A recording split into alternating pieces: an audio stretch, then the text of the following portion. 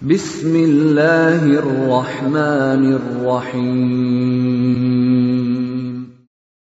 Waltakum minkum ummatun yad'una ilal khairi wa ya'muruna bil ma'ruf wa yanhauna 'anil munkar. Assalamualaikum warahmatullahi wabarakatuh. Kedua, summa mat. Kemudian dia berkumur-kumur. Ini bisa summa di sini, lakukan dulu cuci tangan baru famat. Diurut, sudah selesai satu, kemudian yang lain. Tapi ketika berkumur-kumur dan menghirup air dan keluarkan air, tidak ada kata summa. Tidak ada kata summa. Perhatikan huruf-huruf yang sifat ini summa, itu menunjukkan selesainya satu baru yang lain. Kalau pada saat sudah kumur, berarti boleh sesudah berkumur ini hirup baru keluarkan, hirup baru keluarkan. Ini tidak ada urutan harus, tetapi bisa bersamaan sekaligus. Bisa juga nanti jamaah sekalian, ini ambil air sekalian dengan hidung. Karena ada riwayat lain mengatakan tidak ada kata summa, famat, langsung saja. Famat wastanshak. Apa ini wastanshak? Istinsyak, hirup air sedalam-dalamnya, hirup, keluarkan, namanya istinsyar. Bukan memasukkan tangan di hidung, tidak ada dalil. Bukan memasukkan, Pak. Air masuk melalui dihirup. Air masuk melalui dihirup oleh udara. Bukan dikoci-koci. Ada salah bahasa koci-koci. Dihirup wastansyak, lalu dikeluarkan istinsyar. Prosesnya namanya wastansyak, namanya istinsyar. Wastansyak prosesnya, istinsyak itu namanya. Keluarkan,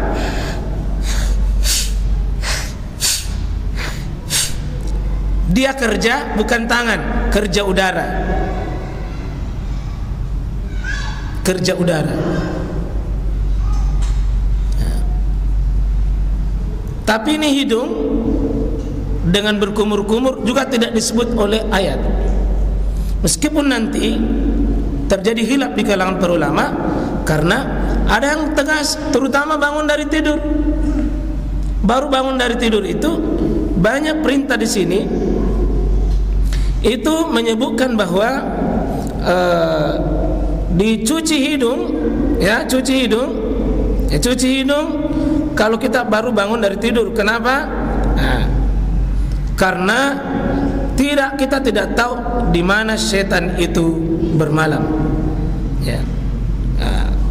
Juga hadis yang lain juga menyebutkan bahwa cuci tangan itu 3 kali, wajib dicuci tangan, terutama yang bangun tidur.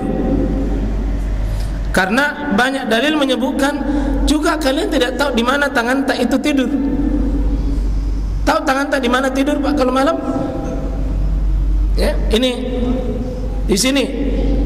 Iza istaiqaza, apabila kalian bangun, ahadukum, kalau kalian ini min manamih, dari tidur, falyastanshir, hendaknya dia keluarkan air itu. Kalau dia keluarkan pasti istinsyak, keluarkan air dari hidung. Berarti ini tidak mungkin ada keluar kalau tidak ada yang masuk. Berarti ini diperintahkan sebagian, tapi maksud secara umum. Ini kaidah-kaidah begini, Pak, tidak bisa dipahami tanpa memahami kaidah fikih. diperintahkan sebagian, tapi mana umum, karena disuruh kalau kau bangun keluarkan air, istinsyar tadi kan. Kalau menghirup istinsyar, kalau keluar istinsyar, itu saja. Ka dengan ar-ra, istinsyar ka, istinsyar r itu kas keluar, kas keluar. Itu artinya cuci hidung. Itu dengan hirup salasan. Dan di sini falnya itu apa? Perintah. Hukum asal perintah itu adalah wajib. Disinilah khilaf para ulama, untuk bangun tidur wajib. Karena ada di sini fa inna syaitana, karena sungguh syaitan itu yabitu, itu bermalam ala khaysumihi, bermalam di hidung. 5 tempatnya setan di tubuh kita. 5 tempatnya setan, Pak. 1 di hidung, 2 di kuku, 3 di kepala, 4 di sumber-sumber kotoran itu. Kita tidak tahu itu. Lepaskan itu. Setan di situ bermalam. Maka ulama rinci, kalau bangun tidur mesti dihirup. Mesti dihirup bangun tidur. Kalaupun yang lainnya, karena ini menyangkut masalah bermalam, bermalam itu membutuhkan waktu malam, berarti malamnya yang dirinci oleh ulama wajib dihirup itu air. Wajib. Kalau subuh itu, Pak, usahakan subuh itu dihirup. Dan luar biasa dahsyat itu menjadi obat. Bersihkan hidung kita dengan hadis ini muttafaqun alaih, Bukhari, Muslim. Ya. Berarti kalau tidak bisa setiap berwudu itu kita wajibkan diri kita, minimal pada saat bangun tidur. Ya, karena setan itu bermalam di hidung. Setan bermalam di hidung. Ya. Ya. Nah, di sini juga mencuci tangan setelah bangun tidur. Ini juga bangun tidur, Pak. Ini juga. Di sini iza istayqaza, apabila kalian itu bangun, ahadukum min naumihi, kalian dari tidurnya itu, fala yakmis yadahu fil ina, tidak boleh itu memasukkan tangannya di wadah tadi, tidak boleh masukkan di ember, di baskon itu, hatta yaghsilaha, sampai dicuci tangannya itu salatan, 3 kali. Fa innahu, karena sesungguhnya dia la yadri, dia tidak tahu aina batat, di mana tangannya itu, batat yadah, tangannya di mana bermalam.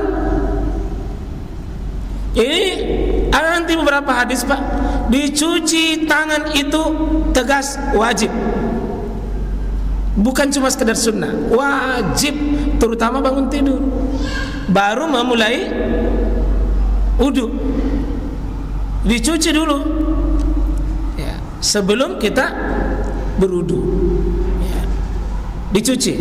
Jadi sih, iza istaqaza ahadukum min naumi fala yakmisu yadahu fil ina hatta yaghsilaha salasan fa innahu la yadri aina batat yadah. Ya. Ada yang pernah dengar di sini, Pak, di masa Nabi, lalu dia mengatakan, nah, masa Anda tahu kita tangan bermalam, seolah-olah mengejek dan mencela begitu. Apa yang terjadi, Pak? Orang ini Allah laknat dengan sampai dia tertidur, itu tangannya masuk di duburnya, tidak bisa keluar. Nanti Nabi yang doakan baru bisa kasih keluar tangannya, karena dia mendengar, cuci tanganmu 3 kali karena kalian tidak tahu di mana. Dia celah itu, masa tidak tahu tangan di mana bermalam? Maka waktu dia tidur, tangannya tidak bisa keluar dari duburnya. Nabi mengatakan, kau sudah tahu di mana tanganmu bermalam? Jadi jangan remehkan sunnah, Pak. Kalau belum bisa mengamalkan, minimal jangan merendahkan. Saya ulang ya, Kalau belum bisa amalkan itu, tahan saja. Belum bisa, tapi jangan diremehkan. Ini meremehkan. Masa enggak tahu dari mana itu?